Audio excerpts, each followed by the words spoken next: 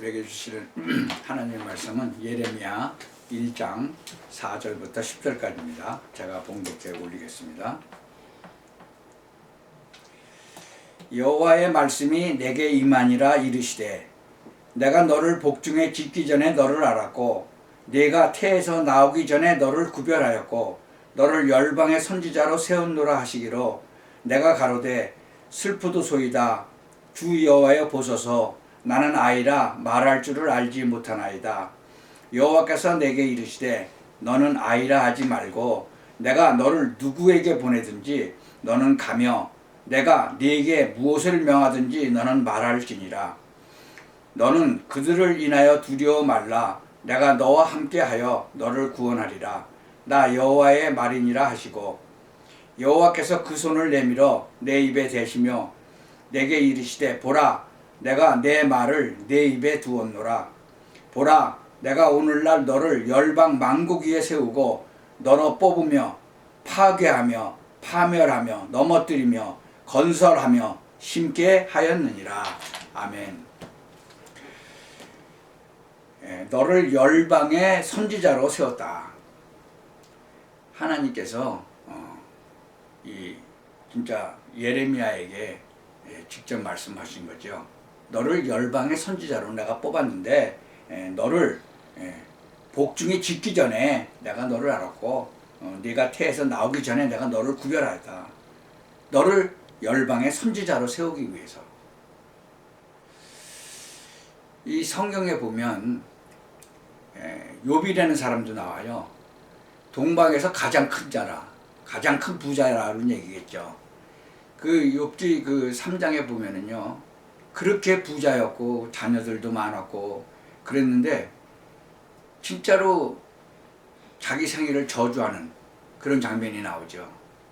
거기서 그 마귀하고 하나님하고 대화하는 장면도 나오고 그래요. 그래서 오죽 좀 힘들면 자기가 태어난 걸 저주했겠어요. 자기 자녀들을 하루아침에 다 죽었죠. 재산도 다 강도들이 와서 다 가져가지요. 나중에 부인까지도 막 그냥 하나님 저주하며 죽으라고 막 그러죠. 자기 온몸에 그냥 악창도 났죠. 얼마나 힘들면은 자기 태어난 걸 저주했겠어요. 그러나 진짜 하나님 앞에서는 저주를 안 했죠. 옛날에 아마 1960년대 같아요. 이영복 가수라는 그 가수가 있었어요. 제목이 어머니 왜 나를 낳으셨나요? 라는 그 제목이었어요. 근데 그게 아마 일본에서 좀 있었던 노래인데 이제 그 뭐 정말 좀 다르게 이제 바꿔서 했다는 거죠. 한국에서는 1943년 3월 4일생, 아마 이영복이가 1943년 3월 4일생인가 같아요. 그래서 그 영화로도 만들고 그랬는데 그 당시엔 왜 기타를 치면서 막 노래하는데 저도 그 당시에는 아주 어렸었죠. 그 당시에 나의 상태도 그 노래를 들으면서 우리 어머니가 날 낳아서 난 이게 괴롭냐 이제 그런 생각을 한 적이 있어요. 1943년은요 우리나라가 일제시대에 1945년에 일본으로부터 해방받았으니까 그때 진짜로 먹고 살기 힘들고 미래가 보이지 않던데 그때 이제 그런 노래가 아주 히트를 치게 된 거죠. 분명한 거는요, 태어나기 전부터 하나님께서 예레미야를 알고 계셨다는 거죠. 이 성경 구절 뭐 여러 군데에서 나오죠. 시편에도 139편에도 보면 주께서 내 내장을 지으시고 나의 모태에서 나를 만드셨나이다. 이사야서 49장에도 보면 여호와께서 모태에서부터 나를 부르셨으며 내 어머니의 복중에서부터 내 이름을 기억하셨도다. 욥기에도 주의 손으로 나를 지으시며 만드셨나이다 라고 고백하잖아요. 이 사사기에도요 6장 12절에서부터 40절까지 보면은 여호와의 사자가 기드온에게 나타나 여호와의 명령을 전달하죠. 여호와의 사자가 여호와의 명령을 전달하는 거예요. 기도원이 양털 놓고 기도하죠. 마찬가지, 지금도 마찬가지예요. 여러분은 어떤 생각을 하고 계세요? 뭐 성도 여러분들은 내가 이 땅에 온 것이 뭐 그냥 우연히 왔지, 뭐 그렇게 생각하세요? 절대로 우연이 아니라는 거예요. 예레미야는요, 아주 복중에 짓기 전에 알았다고 그랬어요. 복중에 짓기 전에, 태어나기도 전에. 나는 아이라. 내가 무엇을 할 수 있습니까? 이때 예레미야가 아마 한 30살 정도 됐어요. 그러니까 아이라고 할 수 없죠. 근데 자기는 뭐 능력도 없고 아무것도 없는데 내가 뭘 할 수 있냐, 이제 그런 얘기죠. 근데 여호와 하나님이 뭐라 그러세요? 너는 아이라 하지 말고 내가 누구에게 보내든지, 뭐 임금한테 보내든 누구한테 보내든지 너는 가며 내가 네게 무엇을 명하든지 너는 가서 말해라. 참 부름받은 자가 해야 할 일이죠. 하나님이 직접 부르셨잖아요. 그러니까 가라 그러면 가야 돼요. 가서 말해라 그러면 말해야 되는 거예요. 무엇이든지 가서 말하라 그러면 가서 말하는 거예요. 아니, 이스라엘이 지금 앞으로 이제 망하게 생겼는데 너희들은 망할 것이다. 하나님 말씀 안 쫓고 우상 섬기고 그래서 망할 것이다. 그러면 어떻게 돼요? 뭐 온갖 핍박을 다 오겠죠. 욥도 마찬가지예요. 욥은 뭐 자기도 모르게 진짜 하나님을 경외하던 그날 뭐 어느 날 그냥 갑자기 막 강도가 들이닥치고 자기 아들 다, 딸들 다 죽고, 뭐 나중에는 하나님이 2배로 더 축복을 하셨지만요, 그런 막 이상한 일이 막 생기는 거예요.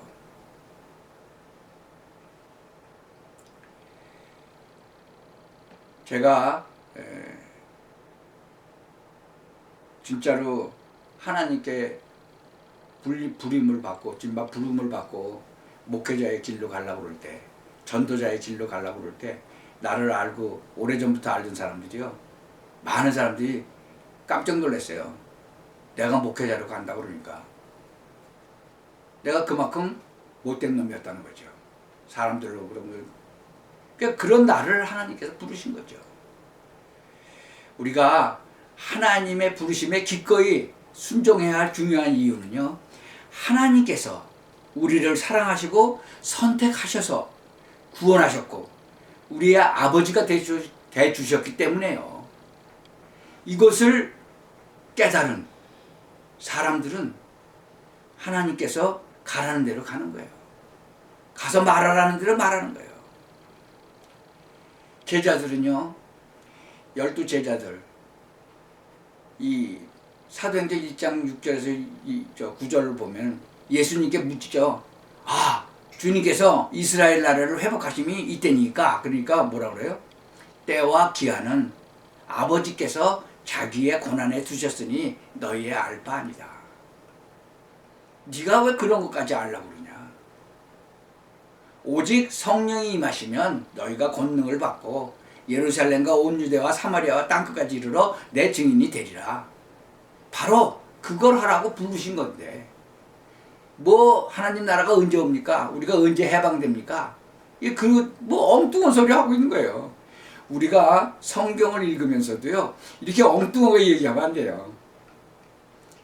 이 제자들도 그렇게 예수님 따라다니면서도 엉뚱한 얘기하고 있잖아요. 우리가 성경을 읽을 때 그렇게 엉뚱하게 해석하고 엉뚱하게 생각할 때가 많죠.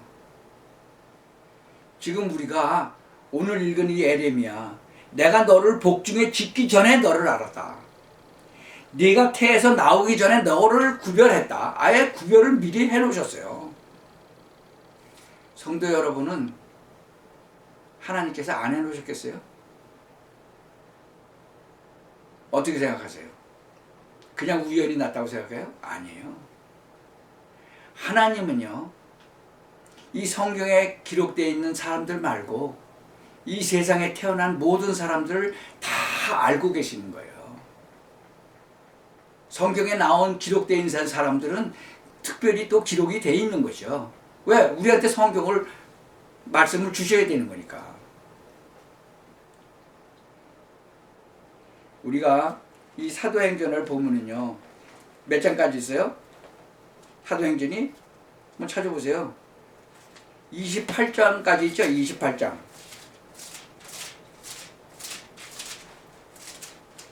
28장까지 있는데 끝이 없어요. 끝이 뭐예요? 그 많은 사람이 없었더라. 지금 29장은 기록되고 있는 거죠. 어디에? 천국에. 성경은 28장으로 끝났지만 이제 우리의 삶이 이제 29장으로 들어있는 거죠. 여러분이 이 전도와 선교의 길에 들어가 있다면 거기에 기록이 되는 거죠. 모세는요, 애국에서 태어났잖아요. 그때는 벌써 임금이 바뀌어가지고 핍박받을 때예요. 두술 미만 따지는 다 죽이라고 그럴 때 모세를 진짜로 뭐 조그만 뗏목 같은 걸 만들어서 띄워 보내잖아요. 그래서 그 바로 임금의 그 공주가 그 애를 키우잖아요. 모세를. 근데 그 자라나가지고 애굽인을 죽이고 미디안으로 도망을 가죠. 그래서 그 장인 이드로 집에서 양무리를 칠 때 모세를 부르잖아요. 하나님께서. 예레미야는 30살 정도에 불렀죠. 이 모세는 몇 살 때 불렀어요? 80살에 부르시는 거예요. 내 민족을 데리고 나가라. 그러니까 막 변명하고 그러죠. 나는 입이 둔합니다. 뭐. 그게 또 형도 갖다 붙여주잖아요. 사촌 형도 갖다 붙여주고. 하나님, 예수님도 30살에 공생애를 시작하시죠. 하나님의 계획이 있다는 거죠. 예레미야도 30살에 부르셨고 예수님도 30살에 시작을 하셨고 공생애를. 모세는 80살에 시작을 했어요. 하나님이 80살에 부르셨잖아요. 근데 그 되어지는 걸 보세요. 전부 하나님께서 역사하고 계시잖아요. 2살 때 죽어야 되는데 안 죽고, 미디안으로 도망을 가고, 그 일이 다 하나님께서 하시는 거예요. 여러분, 이것을 성경을 읽으면서 잘 깨달으셔야 돼요. 시편 139장에 또 주께서 내 내장 지으시고 나의 모태에서 나를 만드셨다고 고백하잖아요.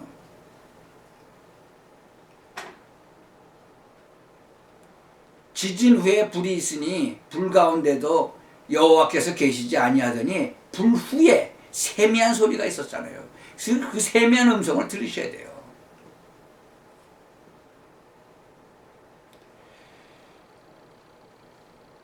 우리가 일평생 살아봐야 얼마나 살아요? 100살? 120살?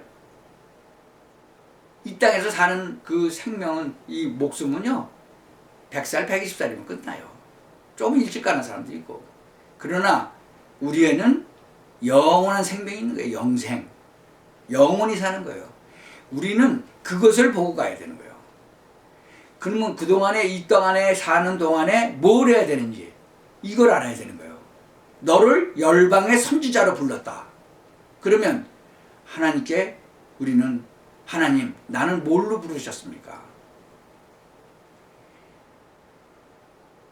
목회자로 부르셨습니까? 또 그렇지 않으면 선교사로 부르셨습니까? 선지자로 보냈냐? 집사로 보냈냐? 장로로 보냈냐? 그냥 평신도로 보냈냐? 그거를 우리가 살아가면서, 기도하면서, 성경 말씀을 읽으면서, 기도하면서 살다 보면요, 어마어마한 이 욥같이, 그죠? 고난도 당해요. 모세같이 죽음을, 또 뭐 사도 바울은 얼마나 고난을 많이 당했어요. 고난은요, 고난도 함께 당해요. 그러나 고난은 성도의 믿음의 상태 시험하고 밝히 드러내기 위해서, 또한 온전한 성화를 위해서, 미래의 영광과 행복의 향상을 위해서, 신실하고 권능하신 하나님께 영광을 드러내기 위해서 여러 가지가 있어요. 그래서 고난도 같이 받는다 그랬어요. 욥도 마찬가지요. 기도원도 마찬가지요. 다 고난도 받잖아요. 사도 바울같이 고난 많이 받은 사람이 어디 있어요? 제자들도 다 고난 당했잖아요. 심지어 순교당했잖아요. 지금 현재에도 순교당하는 사람도 많이 있잖아요. 우리가 하나님께서 예레미야를 복중에서 정말 태어나기도 전부터 아셨듯이 성도 여러분들도 하나님께서는 한 사람 한 사람을 다 알고 계신 거예요. 그리고 눈동자같이 지키신다고 그랬잖아요. 다 보고 계신 거예요. 절대로 잊어버리시면 안 돼요. 그래서 진짜로 엄밀히 말하면 오늘날 성도들 역시 이 죄악이 관영한 이 세상으로 보냄을 받은 자예요. 우연이 아니고 하나님의 계획 속에서 태어난 존재라는 것을 정말로 깨달으시길 바랍니다. 그래서 설교를 통해서나 성경 말씀을 통해서나 기도하다가 성령의 음성을 들으시고 하나님께 온전히 쓰임받는 성도 여러분이 되시기를 예수 그리스도 이름으로 축원합니다. 기도하겠습니다. 하나님, 정말 예레미야를 열방의 선지자로 세우시려고 벌써 태어나기도 전에 지목하셨던 것처럼 하나님께서 우리들도 마찬가지로 그렇게 지목하셨습니다. 우리를 어떻게 사용하시는지 정말 그것을 우리가 기도하다가 정말 설교 말씀 듣다가 성경책을 읽다가 깨닫게 하시고 오직 하나님께서 정말 예레미야에게 하신 말씀대로 가서 말을 전해라 그러면 전하고 가라 그러면 가게, 그런 순종하는 그런 믿음을 허락하여 주옵소서. 예수 그리스도 이름으로 기도하옵나이다. 아멘.